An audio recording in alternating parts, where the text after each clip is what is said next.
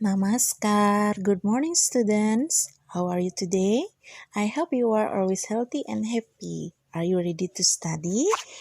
Oke, sekarang Misri akan mengingatkan kalian kembali tentang pelajaran minggu lalu masih berkaitan dengan cerita fiksi. Kali ini Miss akan mengajarkan mengenai menganalisis cerita fiksi dan mengidentifikasi tokoh. Tentunya kalian sudah pernah Miss ajarkan ya. Sekarang kita tinggal mengingat kembali. Nah, sekarang kalian simak dengan baik ya anak-anak. Teks cerita fiksi adalah karya sastra yang berisi cerita rekaan atau didasari dengan angan-angan atau fantasi dan bukan berdasarkan kejadian nyata, hanya berdasarkan imajinasi pengarang. Imajinasi pengarang diolah berdasarkan pengalaman, wawasan, pandangan, tafsiran, kecendekiawan, penilaiannya terhadap berbagai peristiwa, baik peristiwa yang nyata maupun peristiwa hasil rekaan semata. Ini kita belajar tentang tokoh. Nah, tokoh itu tentu anak-anak ingat ya. Tokoh merupakan pelaku yang mengemban peristiwa dalam cerita fiksi sehingga peristiwa itu mampu menjalin cerita, atau tokoh ialah pelaku dalam karya sastra. Tanpa tokoh, alur tidak akan pernah sampai pada bagian akhir cerita. Nah, tokoh ini sangat penting dalam sebuah cerita ya. Silakan disimak untuk selanjutnya.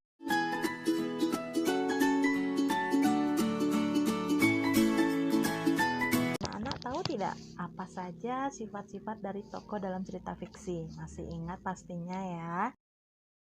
Dilihat dari sifat tokoh, ada dua jenis tokoh, yaitu yang pertama tokoh protagonis. Nah, tokoh protagonis ini merupakan tokoh yang memperjuangkan kebenaran, kejujuran, serta memiliki watak yang baik.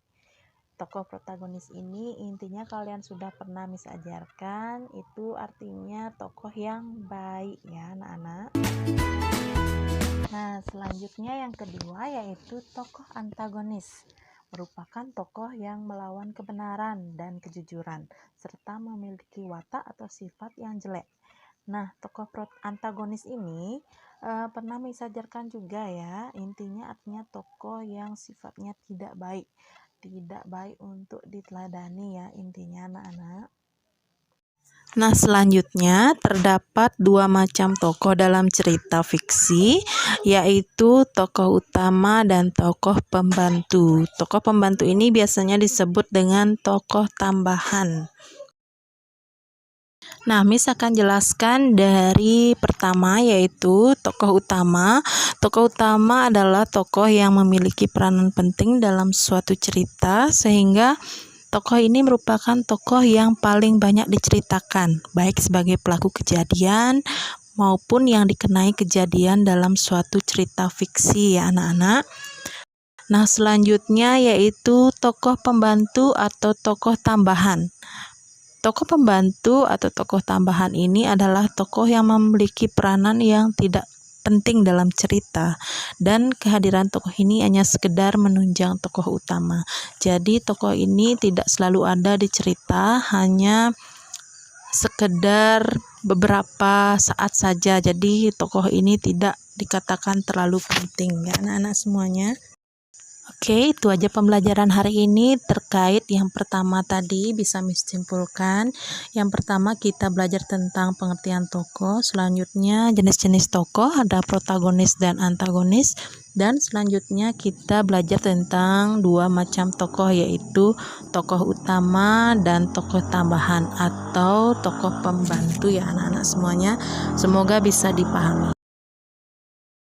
Oke anak-anak semuanya, sekian pembelajaran hari ini. Semoga kalian bisa memahami dengan baik ya tentunya. Akhir kata Misri ucapkan terima kasih atas perhatian anak-anak semuanya. Dan pesan Misri untuk anak-anak yang di rumah, karena liburannya diperpanjang, jadi tetap semangat belajar. Jangan lupa menjaga kesehatan diri. Dan kalian tetap membantu orang tua di rumah ya anak-anak semuanya. Oke, sampai jumpa lagi anak-anak semuanya. I miss you so much semuanya. Bye.